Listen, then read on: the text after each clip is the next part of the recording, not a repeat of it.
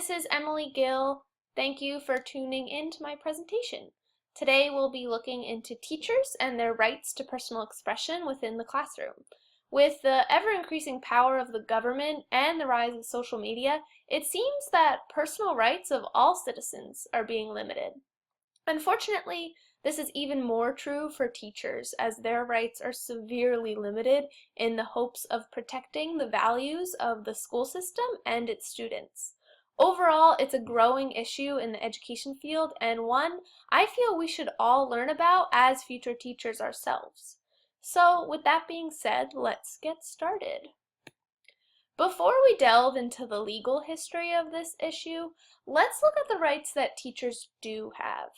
Teachers are American citizens, and as American citizens, teachers are allowed the same rights to his expression as everyone else in this country.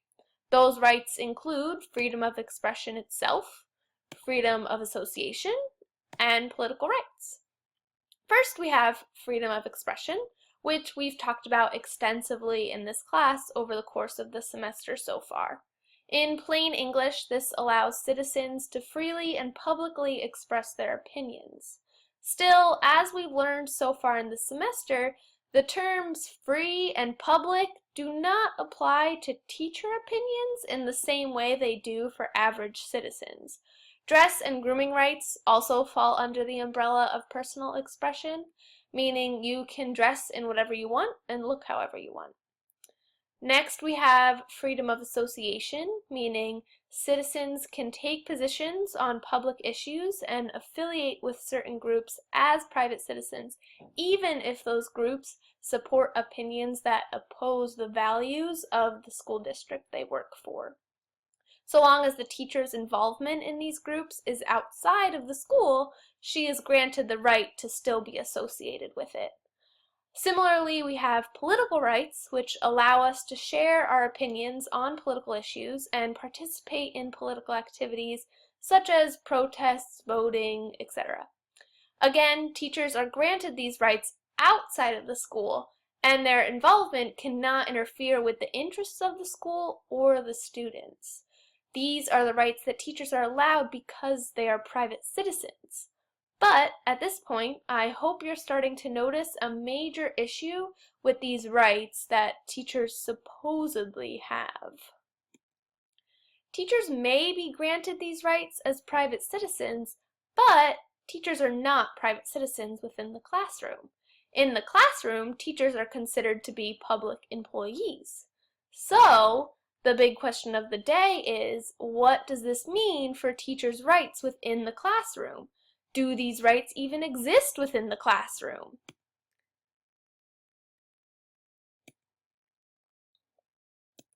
To answer this question, we have to look at the legal history of this issue. There are a number of cases involving public employees and their rights, or better stated, their lack of rights, to expression. There are 3 major historical cases and one more current case that I would like to discuss today. Today we'll be discussing Pickering versus Board of Ed, Connick versus Myers, Garcetti versus Ceballos, and Evan Marshalls versus Board of Ed. It's important to know that not all of these cases involve teachers, but because they do involve public employees, the results still have a direct effect on the rights teachers are allowed within their classrooms. First, we'll take a look into Pickering versus Board of Education. A little background on this case. The Illinois district that Pickering worked in was looking to increase its taxes. Pickering was a high school teacher at the time, and as a school employee, Pickering was privy to certain private information about this tax increase that most citizens did not know. He found out that the Board of Ed's main reason for wanting a tax increase was to give sports programs more funding, but they did not share this information with the town's citizens. Uh-oh. Obviously, upon hearing this, Pickering was angered as not only a tax-paying citizen, but a teacher as well. He sent a letter expressing his opinion against the Board of Ed's actions to a local newspaper. I think it's easy for us to understand Pickering's opinions as teachers ourselves. We understand the importance of funding, for education. And like Pickering, I would be pretty angry if the school board decided to give money to sports teams rather than allocating those funds for educational purposes. The Board of Ed, however, did not appreciate a teacher sharing private school information with the public. So the main question of this case is, should teachers be allowed to publicly express their opinions about the school district? After much debate, the court ruled that teachers still had the same rights as private citizens and could, therefore, express opinions about the school district, aka their employer, so long as they were not false statements. So in this case, the allegations that Pickering made were in fact true, so he did have the right to share his opinion and the information publicly. This case is pretty significant in that it protects teachers' rights to expression, but unfortunately, future cases negate this ruling. As I'm sure you're realizing, there's a very fine line between the public and private spheres of a teacher's life, which we'll see more of in the next two cases. So that brings us to Connick versus Myers. In this case, we have Sheila Myers on one side. Myers was assistant district attorney to Harry Connick Sr. And yes, fun fact, he is the father of actor Harry Connick Jr. Connick had fired Myers, and in response, she decided to pass around a petition in the office asking her coworkers to express their negative opinions about their boss. The big debate here is whether or not public employees can express their opinions about their employers freely. You can pretty much guess how things went for her. The case went to the Supreme Court, and the ruling stated that the petition was not within Myers' rights as a private citizen, and it came from her position as a public employee. The issue was personal between Myers and Connick, and because it was within a public workspace, Myers was not protected, and the Supreme Court validated her firing. So how does this case apply to teachers? As public employees, teachers cannot be protected under the First Amendment should they express opinions against their school administration or Board of Education. The only time public employees can express negative opinions about their employers is when the information is of public concern. So let's talk about the Pickering case again. In that case, the information was a big concern of the public. The district was raising taxes to secretly fund sports programs. This was an issue that directly affected all citizens, and people were interested in the information. In this case, however, the issue was a personal matter between two people and had little to no effect on the public. This case was a big step in limiting the rights of expression for teachers and public employees. Now, employers of public employees could dictate the ways in which their employees could or could not express their opinions. Our third pivotal case is Garcetti versus Ceballos. Once again, we have a battle between district attorneys because no one can make an exciting legal battle like lawyers can. Richard Ceballos claimed that he was fired because he had contested a warrant that was written within the company. He didn't agree with the warrant and challenged it to be rewritten. His boss did not like him challenging the company and therefore fired him. Ceballos then sued his boss for wrongfully terminating him, and the case went all the way up to the Supreme Court. Similar to Connick versus Myers, our big question here is, should public employees be granted First Amendment rights when speaking against their employers? The ruling solidified the results of Connick versus Myers in that public employees were not protected under the First Amendment. Because Ceballos went after his boss as a public employee on work-related issues, he did not have the same rights to his expression as he would as a private citizen.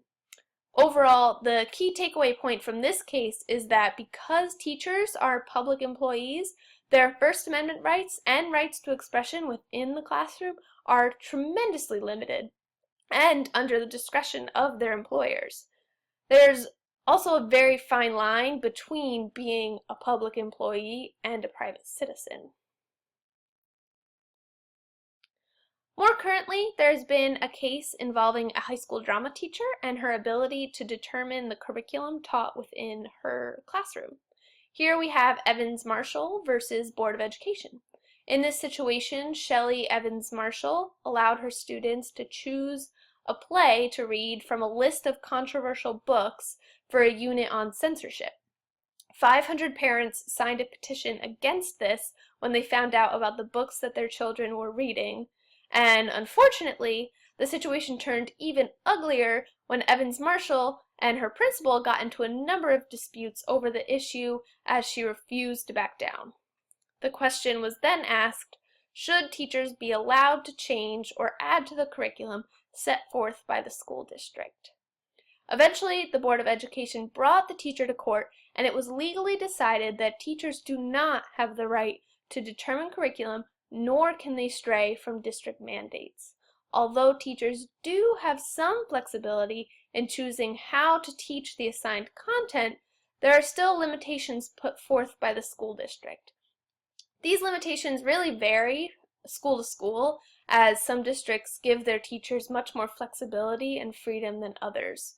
Overall, this is significant in that teachers cannot choose what to teach if it goes against the interest of the school or students' rights. So, what do all of these legal cases really mean for us as teachers? How have these cases influenced teachers' rights of expression within their classroom? Unfortunately, the answer is not great. Yes, teachers are private citizens when they are outside of the school and therefore granted those basic rights. However, we know that teachers spend most of their time within their classroom in which they are considered to be public employees. With that being said, their rights to expression are therefore greatly limited, and teachers cannot do, say, or share anything that challenges the interests of the school district or the rights of the students. Which brings me to another important question.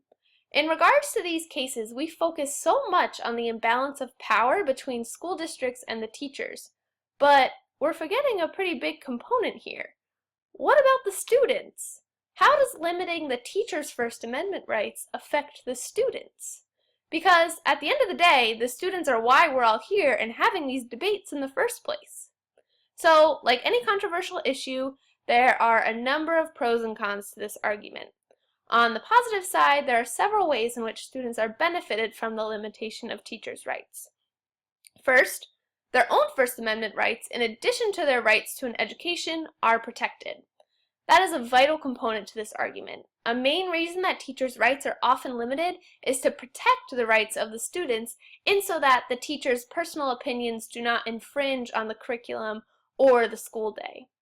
Therefore, these limitations make it easier to keep political, religious, and personal bias outside of the classroom, which again protects the First Amendment rights of the students. Students, just like any citizens, should be allowed to choose their political, religious, and personal affiliations without any bias or sway from their teachers or the general school culture. Finally, these limitations on teachers actually force teachers to act as neutral role models, both within and outside of the classroom. By enforcing a legal component to teachers' behaviors, they are expected to act as positive role models for their students at all times. As teachers, we realize what an unrealistic expectation this is, but our job description does say we are meant to be role models.